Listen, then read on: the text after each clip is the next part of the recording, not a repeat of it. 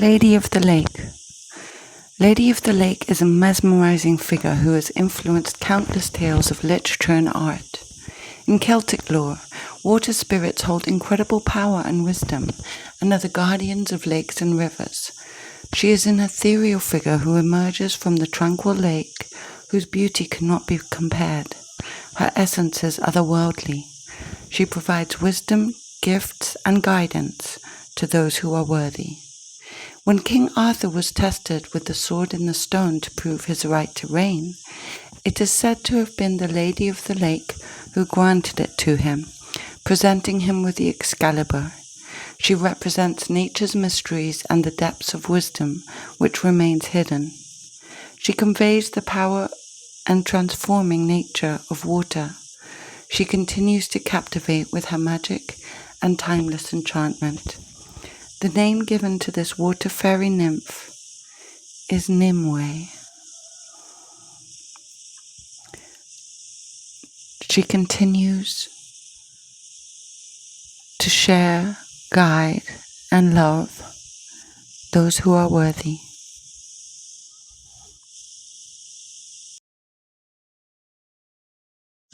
Merlin.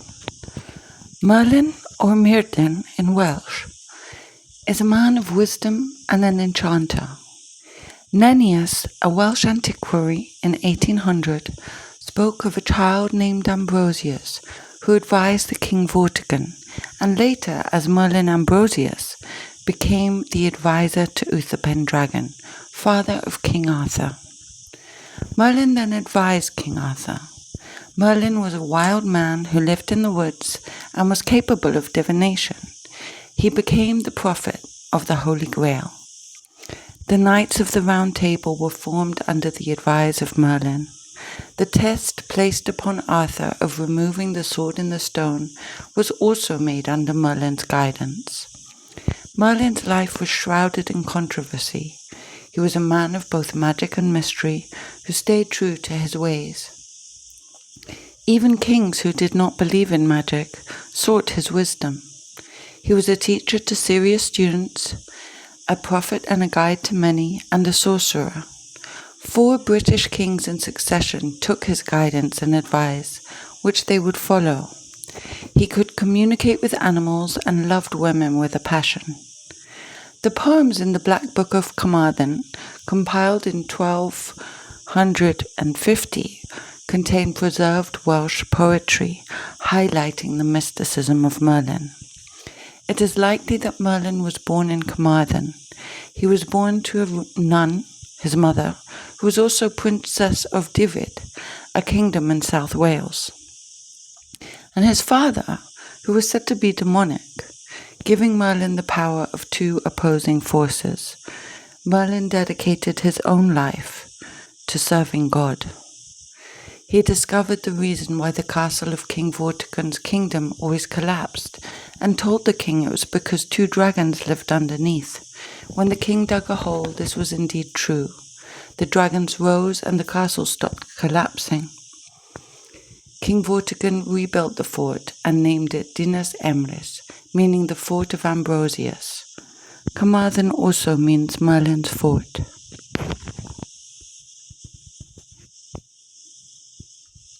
Merlin's mysticism, mystery, and magic remains. Goddess Aina.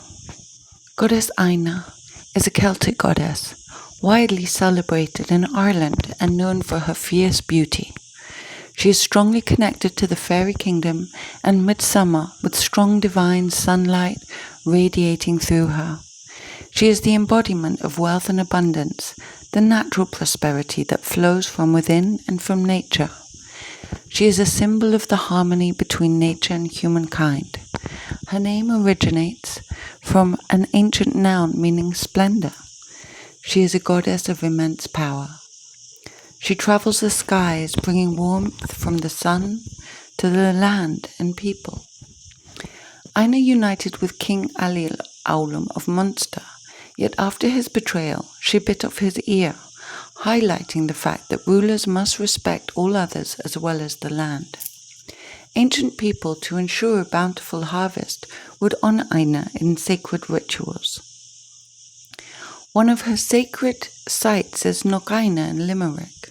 She is still worshipped at this site, often during midsummer, by visiting pilgrims, especially on the summer solstice. She is a goddess of serenity, with the power to confer the right to rule. Aina is a continual reminder of the importance of the harmony between man and nature. Along with the Fae, she brings balance and restoration to the natural world, and guidance and knowledge to humankind. Her beauty remains and is felt in blooming flowers. Goddess Rhiannon. The Welsh goddess Rhiannon holds a mystical power connecting the other world known as Annwn with the world of the mortals. Annwn, the other world, is a world of supernatural peace, paradise, and magic where the fairies and God live, and the realm of the mortals is the earthly realm. Annwn can be accessed through sacred portals and lakes. Rhiannon was a fairy queen who became a goddess. Rhiannon was riding through the otherworld, mounted on a majestic white horse, when she was seen by Pwyll, a mortal prince. He tried and tried, yet could not reach her, her pace being from the otherworld. She shows her strength and independence. However, she did slow down to let him reach her. Rhiannon rejected suitors from the otherworld and chose Pwyll instead, out of love. Thus she began to bridge the two realms, the mortal with the otherworld. With her otherworldly powers, Rhiannon becomes a protector of the land in the earthly realm. She has a strong connection to white horses and birds. After the birth of her son, Pryderi, Rhiannon is falsely accused of taking his life and bore harsh punishment through which she showed strength and dignity. Her son was later found to be alive. Rhiannon inspires to find strength within, to rise after a fall, and to find beauty along the way. No matter how dark the path, there is always light. Goddess Bridget, goddess of the dawn and fertility in spring, was a Celtic goddess, and she inspired music and creativity in men. She is often linked to the element of fire, yet is also connected to wells and rivers. She is said to bring healing. She brings new life during the springtime. Her name means bright and rising. She wears robes of sunlight, and her deep red hair flows.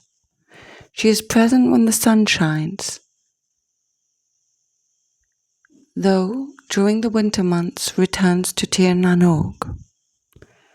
Bridget was born to the mother goddess Danu, of Mother Earth archetype. She is also said to protect the young, as she was unable to protect her own son. This brought Bridget sadness, yet she brings new life during the springtime.